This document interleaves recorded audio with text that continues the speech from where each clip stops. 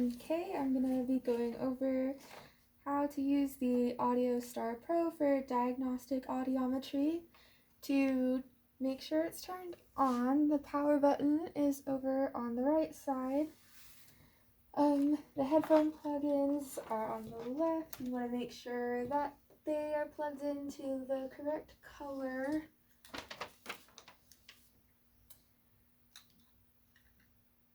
Okay, for the listening check, this one's nice because you can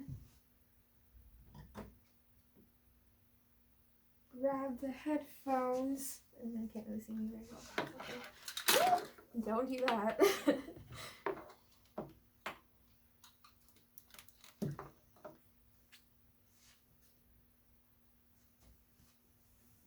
Okay.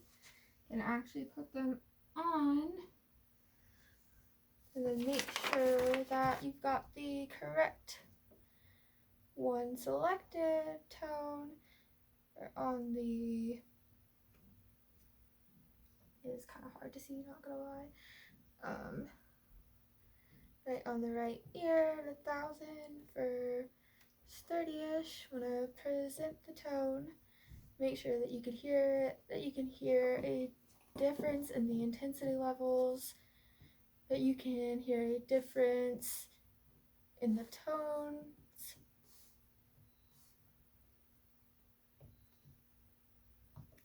Let's go back down.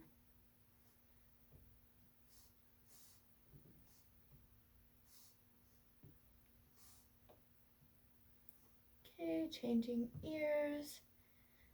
Just quickly making sure you can tell the difference.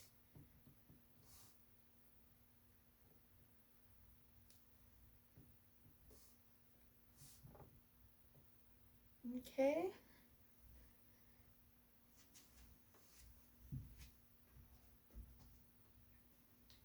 And then that is just a listening check.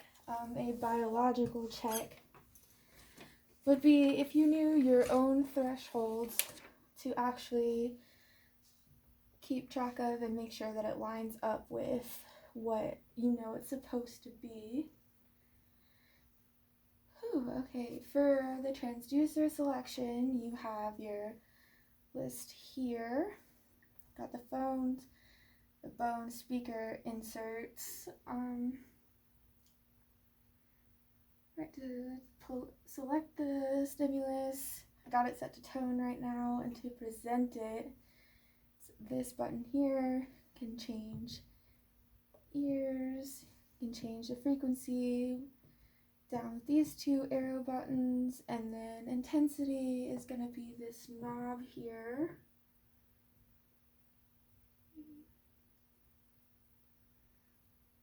Stimulus type, got your tone.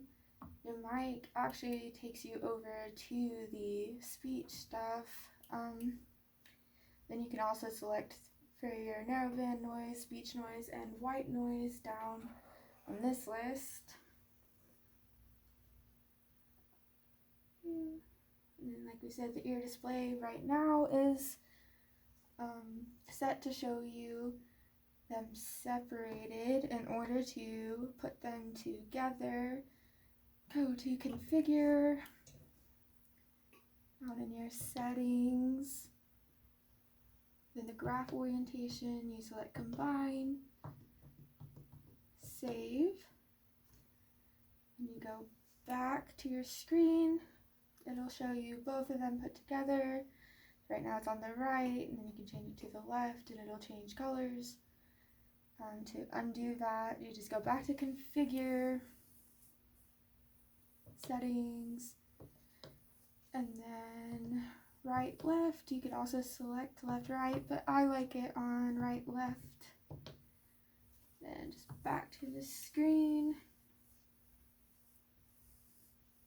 Your talk forward is going to be down here. It'll show that you're speaking, and then you can change the volume with this knob here. And your talk back is going to be in this one. It'll light up his talk back, and then you can change their volume here. Your pure tone average calculations will not show until you have actually marked your thing, so we'll just put some markings. Oh.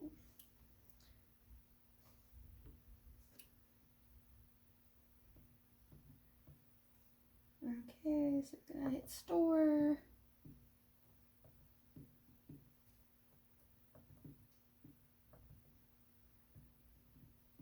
Back around. And store. So now we actually have something here for it to calculate. And then it tells you that the pure tone average up here would be 17 for the air conduction, and then there is no bone conduction because you didn't mark that. And then if you did it for the right ear, it would be on this side over here. Okay. Threshold marking is just the store button. The increments you can select down the bottom here. You can select between 1, 2, and 5. We typically just leave it at 5.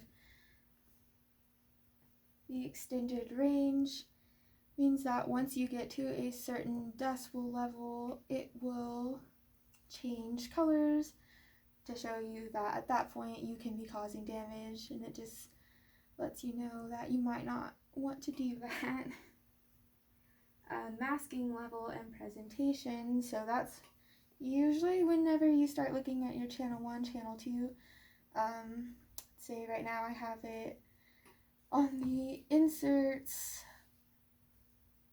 and I am testing the right ear, so in the left ear is where it's presenting your narrow band noise.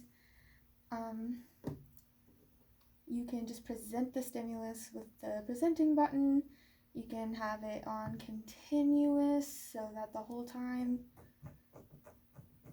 you're presenting this stimulus, it's going. You can have it interlocked, where every time I present the tone stimulus, it also presents the noise stimulus with it. And then I can have it tracking so that as I turn up my tone stimulus, decibel level, the noise decibel level will follow it however you want it to. And then for response method for adults, you can have them raise their hand or use a clicker, whatever is available and more convenient. And then as you get down to the younger ages, you can look at things like the block method or the VRA, where you are watching their head turns as the noise is presented, and then use the lights to get them to do that. So for erasing your results, you can go into data, erase, and then either clear your whole session, last curve, last point. Just gonna go ahead and clear the session here, confirm. And then to get to your speech, you change it over to the mic, and then you can select through your word lists in here, depending on what it is you're trying to do. And then just to go back, you select your tone and it'll take you back to your graphs where you're recording your stuff. Okay, so CPT codes. 92552 is air conduction, and 92553 is both air and bone.